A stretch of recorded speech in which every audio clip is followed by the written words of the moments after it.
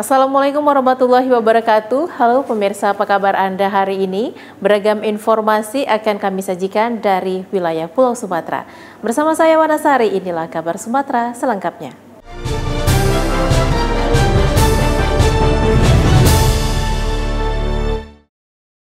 Batik khas Deli Serdang, Sumatera Utara kian menunjukkan tren positif bagi pelaku ekonomi kreatif di bidang fashion dan usaha kecil menengah.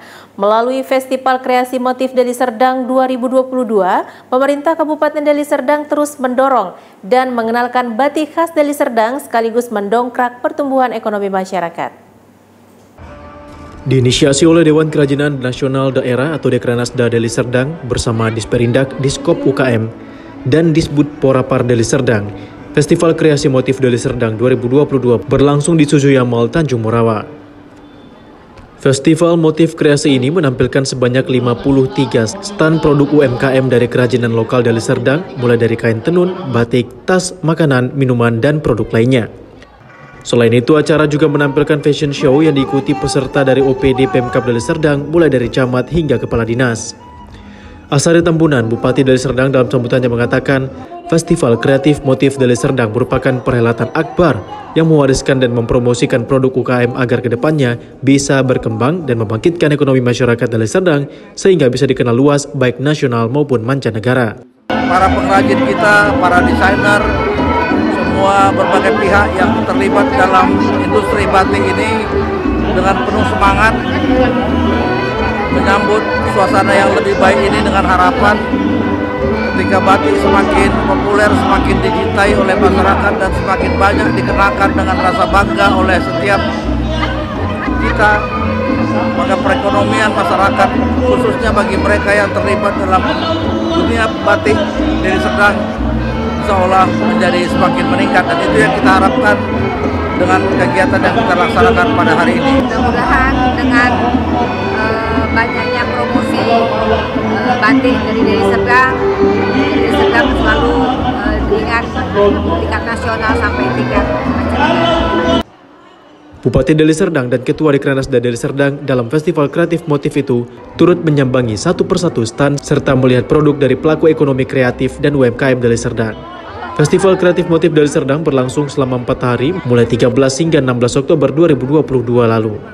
Dari Medan, Sumatera Utara, tim TV One mengabarkan. Di hari jadi Kabupaten Ogan Komering Ilir yang ke-77 tahun 2022, DPRD Oki mengapresiasi kepada seluruh tokoh dan Forkopimda di lingkungan Kabupaten Oki untuk memberikan dukungan kepada pemerintah dalam menghadapi berbagai persoalan. HUT Oki ke-77 dirayakan dengan cara sederhana, dengan dihadiri oleh Gubernur Sumatera Selatan Herman Deru dan unsur Forkopimda lainnya. Perayaan hari ulang tahun diisi dengan syukuran dan pemotongan tumpeng. Dan di sela-sela acara, Gubernur Sumatera Selatan menyampaikan harus memajukan Sumatera Selatan bersama-sama, termasuk Kabupaten Oki. Di hari ulang tahun Oki ke-77 ini, Ketua DPRD Oki, Adianto, mengatakan harus tetap menjaga sinergitas Forkopimda serta rakyat untuk memajukan Kabupaten Oki secara bersama-sama. Alhamdulillah, pemerintah dan DPRD Oki dapat bersinergi dengan baik. Sama-sama kita memecahkan soal kepentingan Komering Ilir terkait kita menghadapi COVID 2 tahun terakhir dengan semangat, dengan dukungan semua pihak, pemerintah Kabupaten Komering Ilir dan DPRD. Sama-sama kita dapat mengatasi semua itu dengan dibuktikan kita dapat mengancam inflasi dan kita dapat cepat bangkit tumbuh bersama-sama. Selamat ulang tahun Kabupaten Komering Ilir dengan usia yang 77 tahun dengan semangat kebersamaan keluargaan yang ini yang menjadi modal Kabupaten Komering Ilir untuk bersama-sama tumbuh bersatu, untuk bersama-sama membangun Indonesia. Tentunya untuk menumbuhkan spirit kita bahwa kemarin kita baru pulih dari pandemi ekonomi yang melanda ekonomi, sosial, dan masyarakat kita. Itu semuanya itu adalah mengalami satu gangguan. Namun alhamdulillah sudah memasuki ke tahun ketiga ini kita pulih. Di luar dugaan kita bangsa kita pulih lebih cepat dibandingkan sama negara-negara lain. Dalam pemulihan itu kita mengharapkan ada suatu ketangguhan. Tangguh itu yang harus kita pikul bersama. Dari Kabupaten Oki, Sumatera Selatan, Erda Suhaimi, TV One mengabarkan. Ratusan warga Singkuang 1 Mandailing Natal, Sumatera Utara memblokir gerbang perusahaan perkebunan kelapa sawit yang ada di desa mereka. Warga kecewa karena perusahaan tak kunjung merealisasikan plasma untuk warga. Ratusan warga Desa Singkuang 1, Kecamatan Muara Batanggadis, Mandailing Natal, Kamis siang beramai-ramai mendatangi kantor sekaligus lokasi perkebunan kelapa sawit milik PT Rendi Permata Raya atau PT RPR. Tidak hanya laki-laki, unjuk rasa ini diikuti kaum ibu-ibu dan orang tua untuk menuntut hak mereka. Salah satu koordinator lapangan, Sapiudin, dalam orasinya menyebutkan kalau yang dituntut warga tersebut adalah amanah undang-undang yang merupakan kewajiban perusahaan. Menurut Sapiudin, sesuai Undang-Undang Nomor 39 Tahun 2014 tentang perkebunan, perusahaan PT RPR yang beroperasi di Desa Singkuang berkewajiban memberikan atau membangunkan plasma untuk masyarakat sekitar sebesar 20% dari total luas HGU yang diterbitkan pemerintah untuk perusahaan. Perusahaan siap membangun daripada kebun plasma masyarakat Singkuang 1. Itu yang pertama. Nah, sekarang tinggal masalah waktu. Kapan? Ya, saya menyadari Bapak maunya sekarang, ya kan? Itu betul, saya bisa maklumi, ya kan? Saya bisa maklumi. Tapi namanya pembangunan kebun plasma itu adalah bentuk kemitraan, Bapak Ibu. Kemitraan, kalau kita berkemitraan itu adalah kerjasama antara dua organisasi, ya, dua organisasi yang mau bekerja sama. Mendapati jawaban seperti itu, warga sangat kecewa karena hal ini selalu dijanjikan perusahaan. Belasan tahun perusahaan menikmati hasil kelapa sawit, namun warga hanya gigit jari.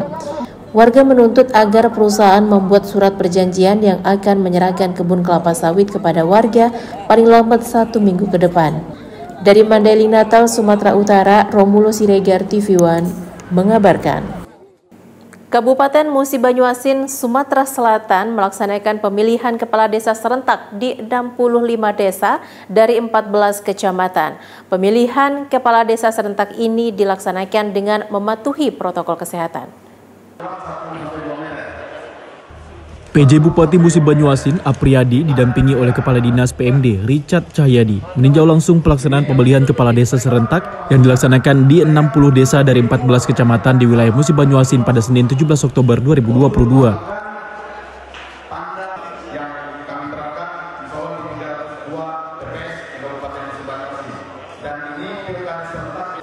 Bersama Forkopimda PJ Bupati Musi Banyuasin, Apriyadi melaksanakan meeting via aplikasi Zoom bersama Kementerian Dalam Negeri yang dipusatkan di Desa Lumpatan, Kecamatan Sekayu, Musi Banyuasin. Dalam pelaksanaan pemilihan kepala desa serentak ini tetap menerapkan protokol kesehatan. Di hari ini kita melaksanakan pilkades serentak 65 desa, melaksanakan pilkades dengan jumlah TPS kalau tidak salah 302 TPS dengan jumlah calon kepala desanya laki-laki perempuan kalau tidak salah 210 orang. Dan hari ini dimulai dari jam 7.30 tadi sudah berjalan dan kita tetap menerapkan protokol kesehatan. Saya sudah mandatkan dengan Pak Kadis PMD selaku penanggung jawab, kita jangan under. Jadi jangan nganggap remeh, walaupun kita sudah zona hijau, kita sudah vaksin COVID, sudah sampai vaksin booster ketiga, tapi kita minta protokol kesehatan harus tetap dilaksanakan. Dalam pelaksanaan pilkada serentak di Musi Banyuasin terdapat 302 tempat pemungutan suara atau TPS. Sementara jumlah bakal calon kepala desa berjumlah 210 bakal calon.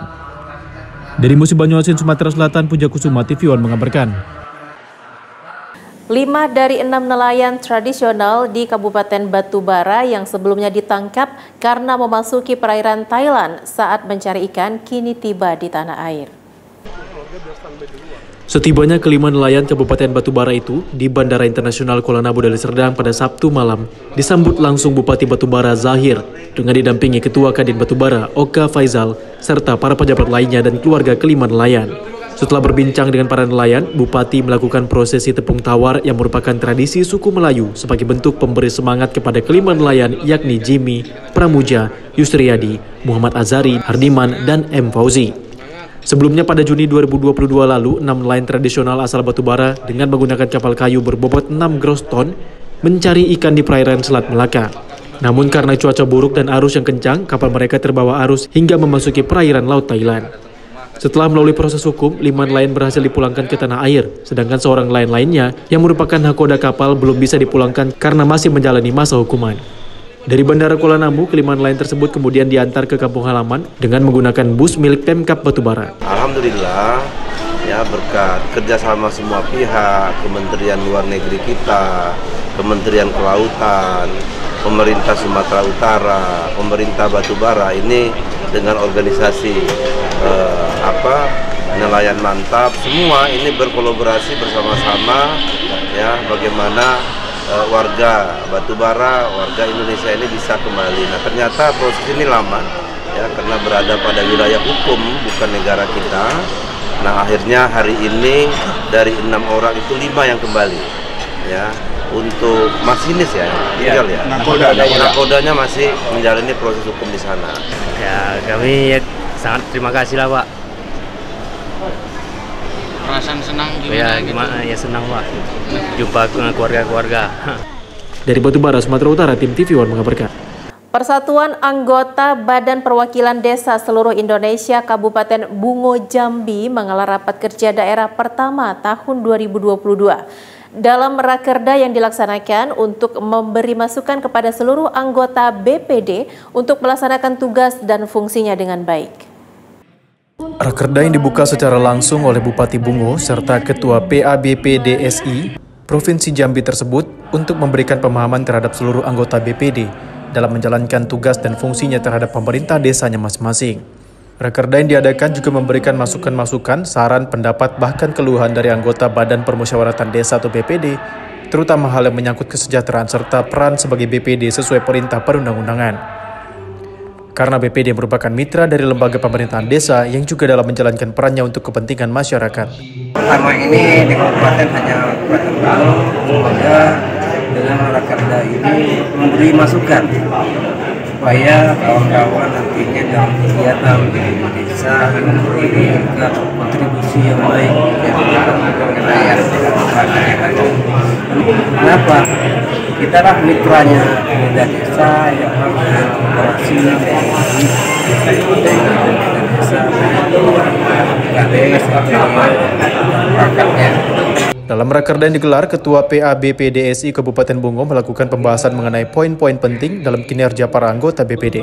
Dari poin-poin tersebut diharapkan pemerintah Kabupaten Bungo dapat menanggapi keluhan para BPD Kabupaten Bungo dalam hal kesejahteraan seluruh para anggota BPD. Pelaksanaan rakerda ini bisa mendapatkan hasil dan poin-poin yang disepakati secara bersama dan hasil yang disepakati tersebut bisa dikabulkan oleh pemerintah kabupaten. Yang pertama sekali tentang kesejahteraan BPD, sebab kesejahteraan BPD itulah usulan yang paling diutamakan bagi BPD kabupaten. Dari rakerda PABPDSI Kabupaten Bungo yang pertama kali digelar saat ini agar pemerintah Kabupaten Bungo mendukung keberadaan organisasi PABPDSI di daerah dan mengharapkan terjalin koordinasi dan komunikasi dengan pemerintah desa. Dari Kabupaten Bungo, Jambi, Darlianto, TV One mengabarkan. Jangan kemana-mana pemirsa, kabar Sumatera akan kembali sesaat lagi.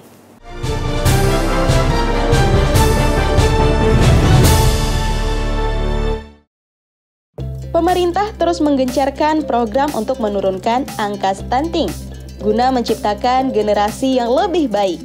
Namun, tahukah Anda apa itu stunting?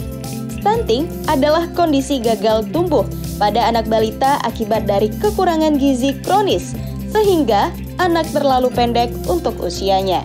Stunting dapat dicegah sejak dini, mulai dari kesiapan calon pengantin hingga 1000 hari pertama kehidupan, atau sejak janin berada dalam kandungan hingga usia bayi mencapai 2 tahun.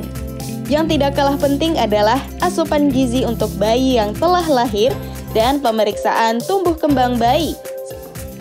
Ayo cegah stunting sejak dini demi menciptakan generasi emas di Kabupaten Batubara untuk Indonesia maju.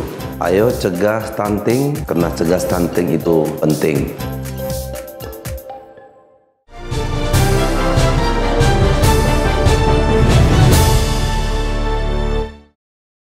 Anda kembali di Kabar Sumatera, pemirsa. Kita beralih ke Medan. Musyawarah Besar ke-15 Parsadaan Pomparan Toga Sinaga dan Boru atau PPTSB resmi dibuka di Medan, Sumatera Utara. Pembukaan ditandai dengan pemukulan gong oleh Ketua Dewan Penasehat PPTSB Manaik Sinaga didampingi Ketua Umum Mangihut Sinaga. Musyawarah Besar ke-15 Parsadaan Pomparan Toga Sinaga dan Boru resmi dibuka di Convention Hall Hotel Danau Toba Internasional Medan pada Jumat 14 Oktober kemarin. Pembukaan musyawarah besar ini turut dihadiri Ketua Dewan Penasehat PPTSB Manaik Sinaga dan Ketua Umum PPTSB Mangihut Sinaga, serta turut dihadiri para petinggi dan para anggota peserta Mubes PPTSB se-Indonesia untuk melaksanakan kegiatan Mubes PPTSB ke-15 tahun 2022. Ketua Umum PPTSB Mangihut Sinaga menjelaskan kegiatan Mubes guna melakukan pergantian kepengurusan sekali 4 tahun, di mana pengurus harus berganti sesuai ADART sehingga PPTSB dapat terus berkembang. Mangihut Sinaga juga mengatakan dulunya PPTSB hanya mengurusi soal adat, tetapi sekarang sudah berkembang mengurusi hal-hal sosial. Bahwa PPTSB ini sudah berkembang. Kalau dulunya ini kita hanya mengurusi adat istiadat dulu, sekarang enggak lagi. Sudah kita menyentuh sosial-sosial yang lain. Ada hal-hal yang bisa kita kembangkan supaya membawa kesegaran kepada seluruh daripada anggota PPTSB Marga Sinaga. Sementara itu, Ketua Organizing Komite Mubes 15 PPTSB, Hendron Sinaga, menjelaskan Mubes dihadiri 18 pengurus wilayah dan 137 pengurus cabang PPTSB se-Indonesia dengan total peserta sebanyak 430 orang. Kita dari 18 wilayah, 137 cabang dari seluruh Indonesia. Pesertanya sekitar 430. Terus dihadiri 10 penasehat, 20 dewan pakar dan pemangku adat. Dalam Mubes ini juga dilakukan evaluasi kinerja pengurus periode sebelumnya dan selanjutnya memilih pengurus baru. Dari Medan, Sumatera Utara, Zulpami, TV One mengabarkan.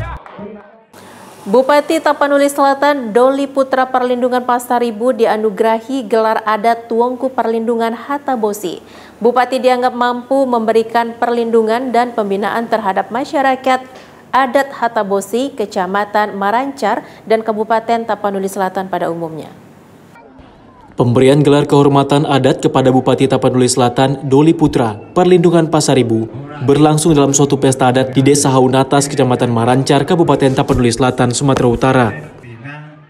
Sang Bupati dianugerahi gelar adat Tuongku Perlindungan Hatabosi.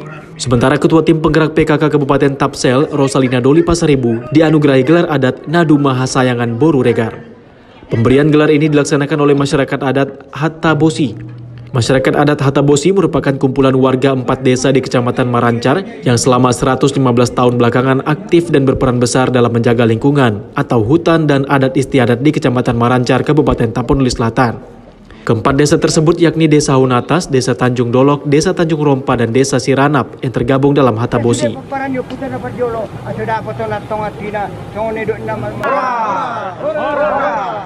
Pesta adat bertajuk Horja Aik Adat Hatabosi ini dihadiri ribuan masyarakat 4 desa dan berlangsung selama 4 hari dengan berbagai rangkaian acara. Dalam pemberian gelar kehormatan, Bupati Tapanuli Selatan Doli Putra Perlindungan Pasaribu dan Ketua Tim Penggerak PKK Rosalina Doli Pasaribu juga dikawal ratusan warga meninjau sungai kecil yang selama ini menjadi sumber air kehidupan untuk warga di 4 desa dan desa-desa di sekitarnya. Pemberian gelar kepada Bupati Doli Putra Perlindungan Pasaribu oleh masyarakat adat Hatabosi ini karena sang Bupati dianggap mampu memberikan perlindungan dan pembinaan terhadap masyarakat Hatabosi di Kecamatan Marancar serta Kabupaten Tapsel pada umumnya. Keluarga besar Bupati Doli Pasaribu termasuk orang tuanya, almarhum Pandu Sunan Pasaribu dan pamannya Gus Irawan Pasaribu, merupakan tokoh-tokoh yang memperjuangkan dan mempertahankan kelestarian masyarakat adat Hatabosi, sehingga masyarakat adat Hatabosi berhasil menjaga lingkungan hidup dengan sangat baik di Kecamatan Marancar, Kabupaten Tapanuli Selatan. Haunatas Tanjung Rompa, Bonandolok tempat kita ini berada, dan Siranap. Dulu 115 tahun yang lalu, bayangkan betapa opung-opung kami sangat bijaksana, kerjasama 4 desa, karena ada satu value yang kami pegang sejak opung-opung kami dulu, hutan adalah sumber air, air adalah sumber kehidupan. Maka kemudian 4 desa ini bersatu, kompak, membangun bendungan di Aik Sirabun untuk kemudian mengaliri 4 desa dan tentu desa-desa tetangga, karena tadi itu air sumber kehidupan untuk menghidupi para opung-opung kami sekaligus mengairi sawah-sawah yang ada di 4 desa dan sekitarnya.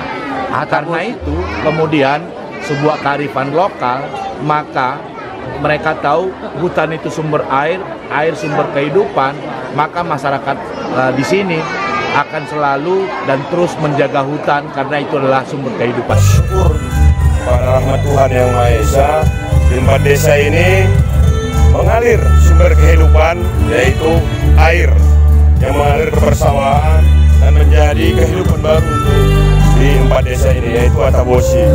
Dan untuk gelar Pak Bupati yang hari ini saya dengar tadi Tongku Muda Perlindungan Hatabosi.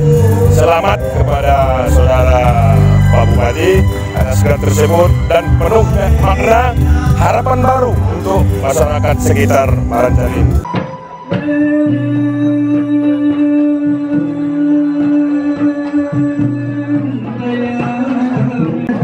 Dari Tapanuli Selatan, Sumatera Utara, Didi Herianto, TV One mengabarkan. Gubernur Sumatera Utara Edi Rahmayadi mengunjungi pesta adat masyarakat Hatabosi di Kabupaten Tapanuli Selatan, Sumatera Utara pada Sabtu lalu.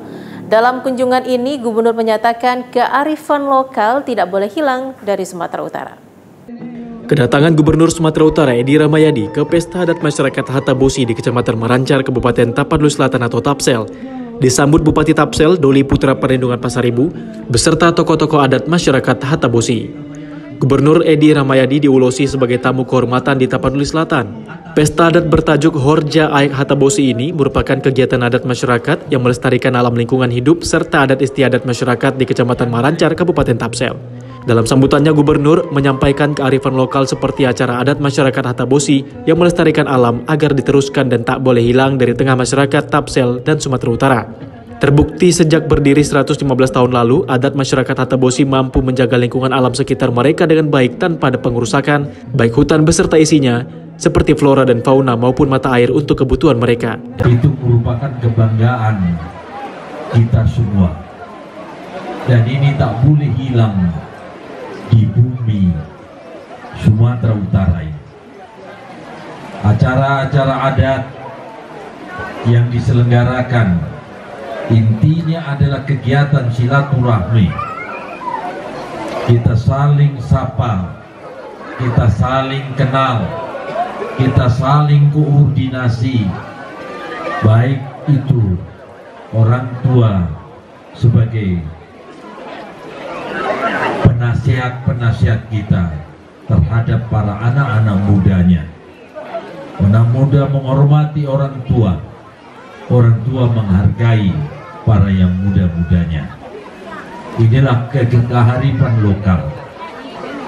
Saya selalu berdoa dan saya bersyukur kepada Allah. Saya bisa sampai ke tempat ini, dan ini di luar jadwal yang sudah direncanakan. Tapi inilah takdir. Sehingga saya diulosin dan saya diterima sebagai salah satu warga di Tapanuli Selatan ini. Hatabosi di Tapanuli Selatan merupakan perkumpulan masyarakat 4 desa yang sudah bergerak sejak 115 tahun lalu untuk menjaga lingkungan alam dan hutan di sekitar mereka. Keempat desa tersebut yakni Desa Hunatas, Desa Tanjung Dolok, Desa Tanjung Rompa, dan Desa Siranap, Kecamatan Marancar. Melalui kearifan lokal, masyarakat Hatabosi mampu menjaga hutan dan air dengan baik sehingga mampu memberikan kehidupan untuk masyarakat, baik untuk lahan pertanian maupun kebutuhan rumah tangga. Bahkan pada 2020 lalu, masyarakat adat Hatabosi mendapat penghargaan Kalpataru dari pemerintah atas partisipasi dan usaha mereka menjaga kelestarian alam dan lingkungan. Kita tahu pemanasan global antara lain dan lebih banyak disebabkan karena gundulnya hutan-hutan. Saya bilang pergilah belajar ke kampung kami di Atabosi bagaimana menciptakan rasa ke tengah-tengah masyarakat untuk turut berpartisipasi menjaga hutan. Karena negara tanpa partisipasi masyarakat tidak akan bisa menjaga itu. Tetapi di sini muncul kesadaran karena tadi value hutan sumber air, air sumber kehidupan, maka kehidupan tetap dijaga, lalu kemudian mereka menjaga hutan. Dan dulu pernah saya dengar ada orang luar kemudian merusak hutan di sini, itu diadili secara adat, sehingga kemudian membuat orang tidak lagi berani untuk datang mengganggu hutan di sini. Itu saya kira satu kearifan lokal, dan mungkin itulah yang dilihat sehingga pada 2 tahun lalu Atabosi mendapatkan penghargaan tertinggi di bidang lingkungan yang kita tahu disebut dengan Kalpataru. Dari Tapanuli Selatan, Sumatera Utara, Dedi Hirianto, TV One mengabarkan. PJ Bupati Tebo Aspan sejak beberapa bulan ini gencar turun ke desa-desa dalam rangka menggelar audiensi bersama tokoh masyarakat untuk mengetahui keluhan warga. Menurut PJ Bupati, rata-rata yang menjadi keluhan masyarakat Tebo terkait infrastruktur jalan. Kedatangan PJ Bupati Tebo Aspan ke Desa Tuo Ilir, Kecamatan Tebo Ilir, Jambi langsung disambut hangat oleh ratusan warga saat menggelar audiensi bersama tokoh masyarakat di sana. Kegiatan turun ke desa yang sudah dilakukan oleh PJ Bupati sejak beberapa bulan ini dalam rangka menyerap aspirasi dan keluhan warga dalam menghadapi inflasi kerawanan pangan di daerah. PJ Bupati Tebo yang didampingi oleh sejumlah kepala organisasi perangkat daerah atau OPD dalam setiap kesempatan terus mengingatkan kepada warga untuk memanfaatkan lahan kosong agar ditanami tumbuhan maupun sayuran yang cepat panen. Dalam rangka sosialisasi ketahanan pangan dan penanggulangan inflasi yang terjadi di seluruh Indonesia dan di dunia pada umumnya, dan kita di Kabupaten Tebo ini berusaha sesuai dengan arahan Pak Presiden bagaimana menghimbau pada masyarakat untuk menanggulangi inflasi ini dan untuk menjaga ketahanan pangan dengan menanam tanaman yang cepat panen. Rata-rata yang disampaikan oleh masyarakat infrastruktur jalan. Berkaitan dengan itu, kita pemerintah daerah membuat sebuah program yang dikatakan program sapu lubang. Jadi untuk jalan-jalan yang rusak di Kabupaten Tebo ini, kalau untuk kita aspal semua tidak mungkin. Jadi kita akan lakukan perbaikan pemeliharaan dengan kegiatan sapu lubang secara swakelola yang akan dilaksanakan oleh Dinas PU mulai APBD perubahan ini sampai dengan APBD 2023 nanti.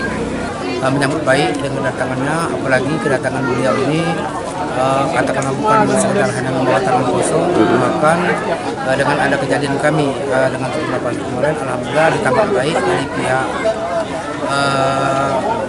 Kabupaten Tebo, terutama Bapak PJ Bupati dan Kapolresnya, sehingga hari ini beliau datang untuk menyatakan untuk melaksanakan bedah rumah terhadap istri dari kabupaten, dan kemudian dengan kedatangan Bapak PJ Bupati Lombok ini akan membawa angin segar bagi desa kami yang tadinya mungkin beberapa usulan yang insya Allah akan dipenuhi oleh Bapak PJ Bupati itu.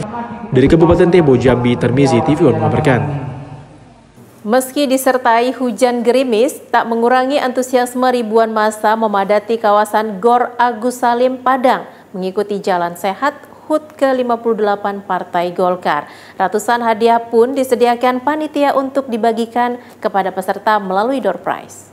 Jalan sehat yang dilaksanakan DPD Partai Golkar Sumatera Barat merupakan rangkaian jalan sehat yang digelar DPP Partai Golkar secara serentak di seluruh Indonesia dengan peserta 34 DPD Provinsi dan 514 DPD Kabupaten Kota se-Indonesia. Secara daring, jalan sehat dilepas Ketua Umum DPP Partai Golkar Airlangga Hartarto di Jakarta. Sedikitnya 6.000 kader dan simpatisan Partai Golkar Kota Padang serta fungsionaris DPD Golkar Sumatera Barat turut mengikuti jalan sehat di pelataran parkir Gor Haji Agus Salim Padang yang didahului dengan senam massal. Menyemangati peserta, Ketua DPD Golkar Padang, Ikra Cisa, terus meneriakkan yel-yel kemenangan Golkar, diiringi Ketua DPD Partai Golkar Sumbar, Hairun Nas. Hampir cerah ini masih diberikan kesehatan dan kesempatan. Pada pagi yang cerah ini, Partai Golkar, khususnya yang ada di Kota Padang, sedang mengadakan perayaan HUT Golkar ke-58. Dalam usia Partai Golkar yang akan menuju 6 dekade atau 60 tahun, yang mana Partai Golkar selalu setia bersama rakyat dan salah satunya ini bagian dari kesetiaan Partai Golkar kepada masyarakat. Ini kita beberapa rangkaian di HUT ini. Yang pertama sekali itu ada jalan sehat, dan yang kedua itu pembagian door prize kepada para peserta HUT Partai Golkar. Jadi di sini kita berharap juga kepada masyarakat, ucapan terima kasih yang sebesar-besarnya begitu antusiasme masyarakat dalam kedatangannya dalam HUT Partai Golkar ke-58. Jalan sehat bertema Golkar Menang Rakyat Sejahtera ini menyediakan 300 hadiah dengan 58 hadiah utama berupa 2 unit sepeda motor, TV, kulkas, sepeda, dan lainnya.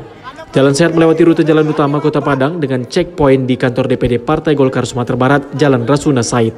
Dari Padang, Sumatera Barat, Wahyudi Agus, TV One mengabarkan. Pelantikan kepengurusan Parsadaan Pomparan Toga Sinaga Boru periode 2022 sampai 2026 berlangsung meriah di Medan, Sumatera Utara. Pada pelantikan ini, Edison Sinaga terpilih sebagai Ketua Umum PPTSB yang baru. Setelah mendapat dukungan penuh dari 17 wilayah dan 95 cabang PPTSB se-Indonesia dalam musyawarah besar ke-15 Parsadaan Pomparan Toga Sinaga dan Boru, Edison Sinaga akhirnya terpilih secara aklamasi sebagai Ketua Umum Parsadaan Pomparan Toga Sinaga Boru atau PPTSB untuk periode 2022 hingga 2026 mendatang.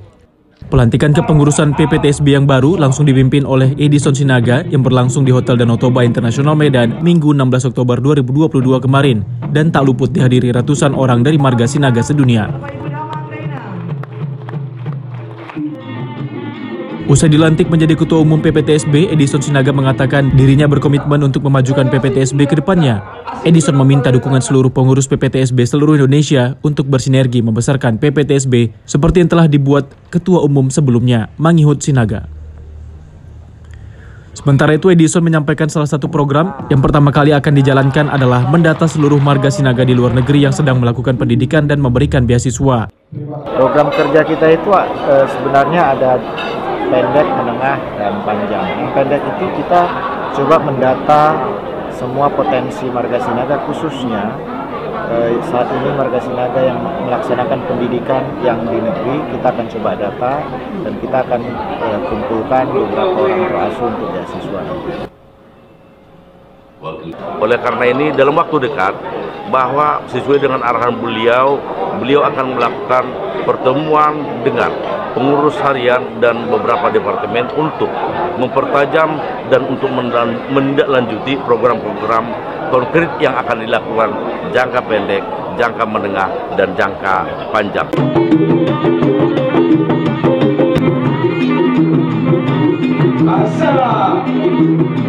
Dari Medan, Sumatera Utara, Zulfahmi, TV One mengabarkan. Pemirsa, jangan kemana-mana, kabar Sumatera akan kembali sesaat lagi.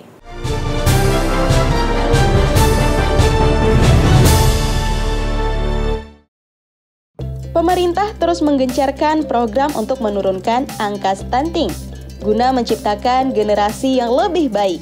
Namun, tahukah Anda apa itu stunting? Stunting adalah kondisi gagal tumbuh pada anak balita akibat dari kekurangan gizi kronis, sehingga anak terlalu pendek untuk usianya. Stunting dapat dicegah sejak dini, mulai dari kesiapan calon pengantin hingga 1000 hari pertama kehidupan, atau sejak janin berada dalam kandungan hingga usia bayi mencapai 2 tahun. Yang tidak kalah penting adalah asupan gizi untuk bayi yang telah lahir dan pemeriksaan tumbuh kembang bayi. Ayo cegah stunting sejak dini demi menciptakan generasi emas di Kabupaten Batubara untuk Indonesia maju. Ayo cegah stunting, karena cegah stunting itu penting.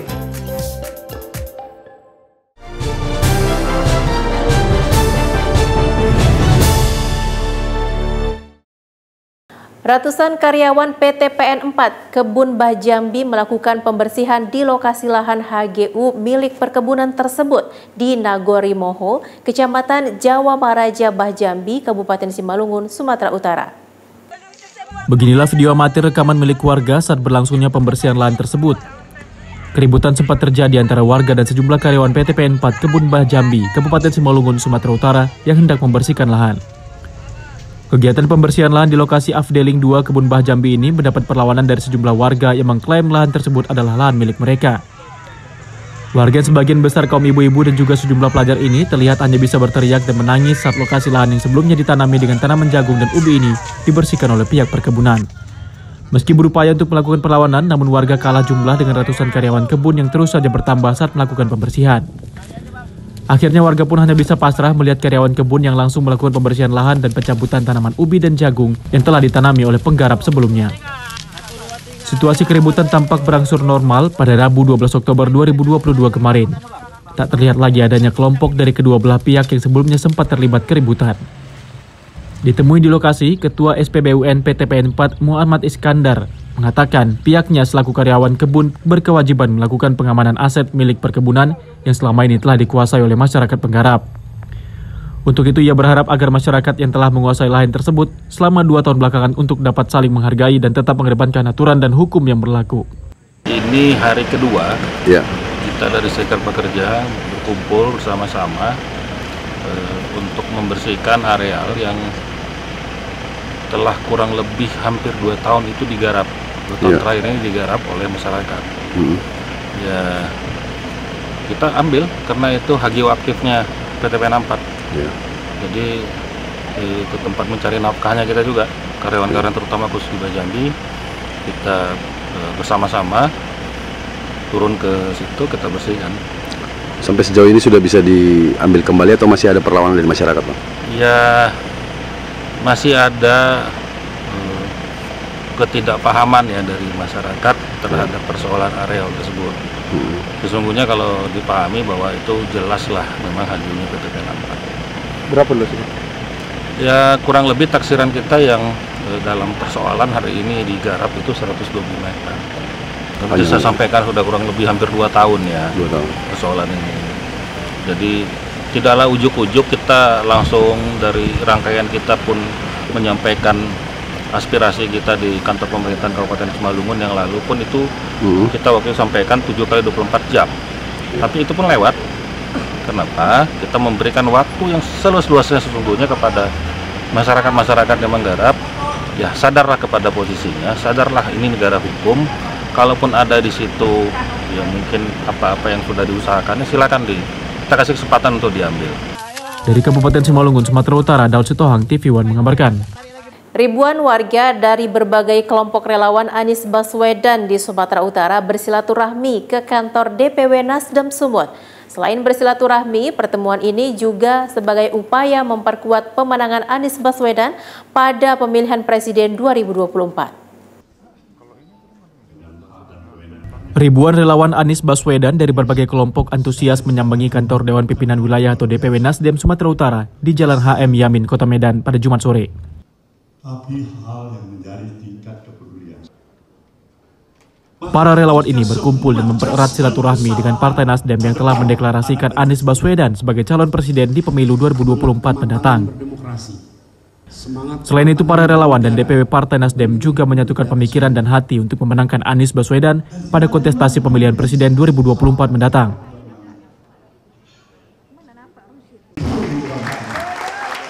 Iskandar ST, Ketua DPW Nasdem Sumut mengatakan, kedepannya Partai Nasdem dan relawan Anies Baswedan akan melakukan konsolidasi dan program-program kerja untuk memenangkan Anies Baswedan.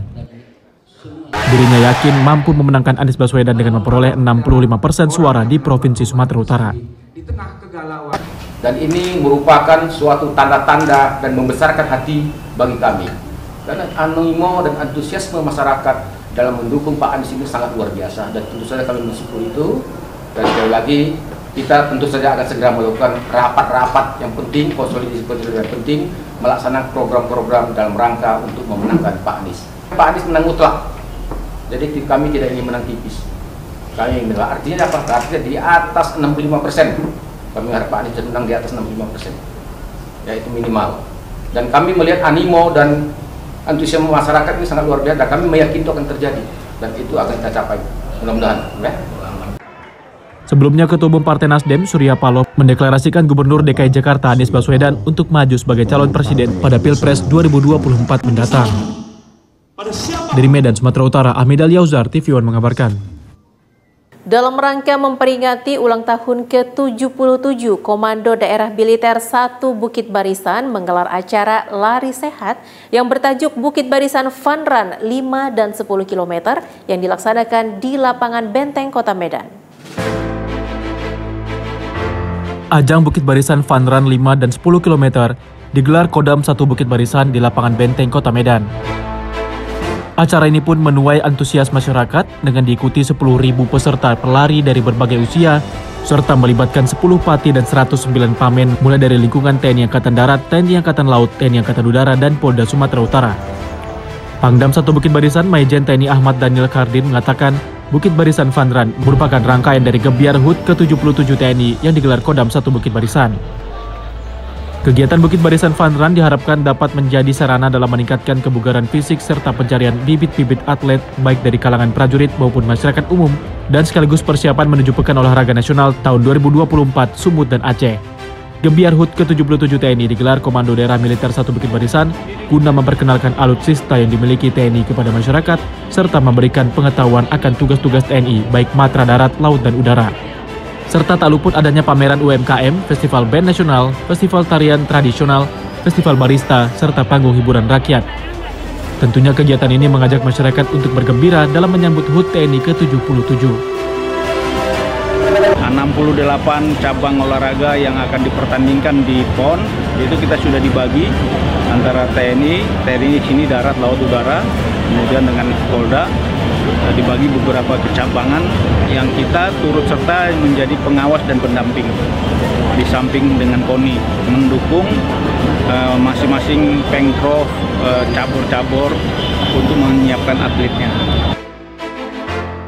Gebiar HUT ke-77 TNI ini berlangsung selama 1 minggu ke depan di lapangan Benteng Medan dan akan ditutup dengan acara zikir dan doa bersama.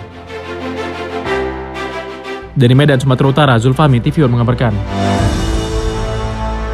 MPL Club Sport and Music, Mall Sport dan Musik terbesar dan terlengkap di Kota Medan hadir di Jalan Barus nomor 2B Medan. Mall ini terdiri dari 5 lantai yang akan memanjakan mata pelanggannya. Mall MPL Sport and Music terletak di Jalan Barus nomor 2B Medan. Terdiri dari 5 lantai dan terdapat lift di setiap lantainya. Mall MPL Sport merupakan distributor terbesar pakaian olahraga lifting seperti baju olahraga, celana training, pakaian gerak jalan, dan perlengkapan sport lainnya.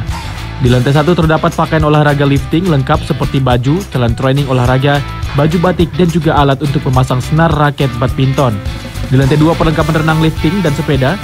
Di lantai 3 terdapat bola-bola lifting dan merek-merek lainnya seperti sepatu Spek dan Ortus Edge. Di lantai 4 terdapat perlengkapan badminton, raket lifting dan Victor, tenis, trofi, meja pingpong lifting, dumbbell, tas raket, home gym, sauna, dan gym ball. Dan yang terakhir di lantai 5 terdapat perlengkapan musik dan lain-lain. Saat ini Mall MPL Sport mengadakan undian berhadiah utama 10 unit sepeda motor dan hadiah menarik lainnya seperti kulkas, mesin cuci, TV, sepeda gunung, dan lain-lain yang diundi pada akhir tahun ini. Mall MPL Sport dan Music, distributor terbesar pakaian lifting sport, buka setiap hari mulai pukul 8 hingga 18.30 setiap hari Senin hingga Sabtu, dan pada hari Minggu pada pukul 8.30 hingga 17.00 waktu Indonesia Barat.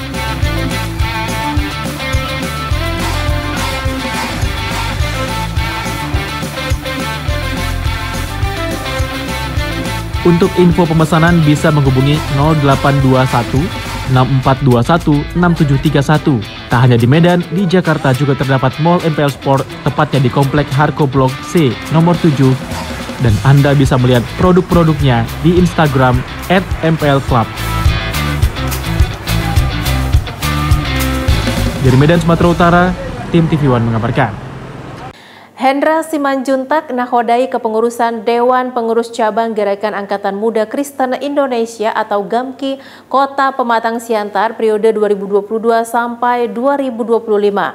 Prosesi pelantikan digelar di Aula Universitas HKBP Nomensen Kota Pematang Siantar Senin 17 Oktober 2022 lalu.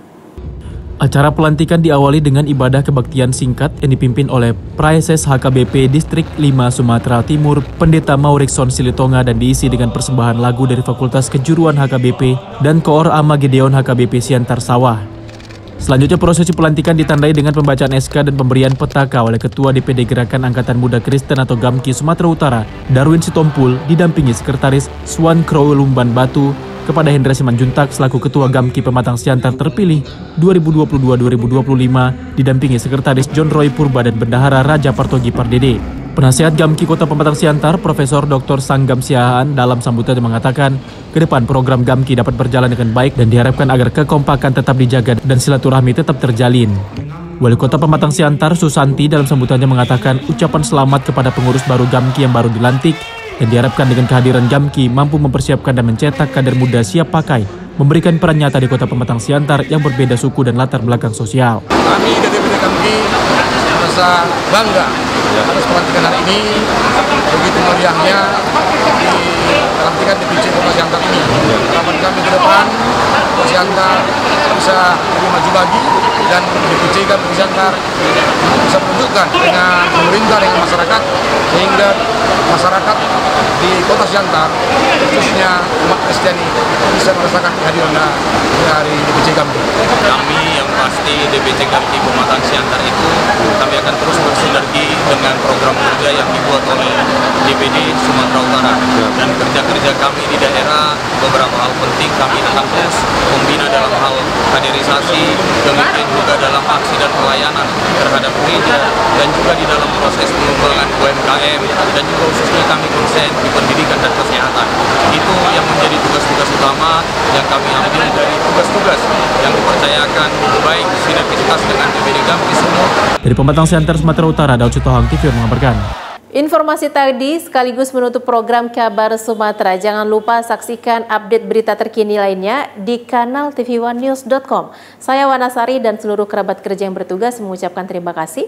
Assalamualaikum warahmatullahi wabarakatuh dan sampai jumpa.